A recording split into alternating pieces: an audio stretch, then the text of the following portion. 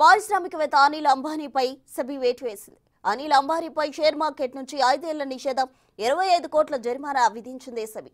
Reliance home finance లో నిధుల మళ్లింపు ఆరోపణలతో నిషేధం విధించింది. అనిల్ అంబానీ సహా కీలక అధికారులు 24 సంస్థలపై సెబీ చర్యలు చేపట్టింది.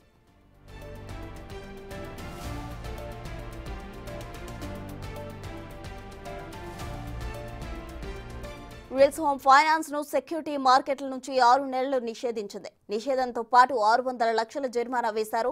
వీటితో పాటు అనిల్ అంబానీపై సెబీ 25 కోట్ల జరిమానా విధించింది. సెక్యూరిటీ మార్కెట్లతో సంబంధం ఉన్న కార్యకలాపాల్లోనూ పాల్గొనొద్దని ఆంక్షలు విధించింది. ఏ నమోదిత కంపెనీ సెబీలో రిజిస్టర్ అయిన మధ్యవర్తిత్వ సంస్థలో డైరెక్టర్ సహా ఎలాంటి కీలక పదవుల్లో ఉండొద్దని స్పష్టం చేసింది.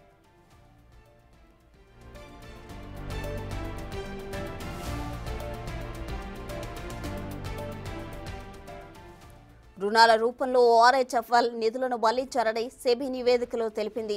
అనిల్ ప్రభావంతో కీలక అధికారులు కావాలనే నిబంధనలు అతిక్రమించారని ఆరోపించారు. రుణాలు పొందిన చాలా కంపెనీలు తిరిగి చెల్లింపులు చేయలేదని సెబీ స్పష్టం చేసింది. దీంతో ఆర్హెచ్ఎఫ్ఎల్ దివాలా తీసి ఆర్బీఐ నిబంధనల ప్రకారం పరిష్కార ప్రణాళికకు వెళ్లాల్సిన పరిస్థితి ఏర్పడిందని చెప్పింది.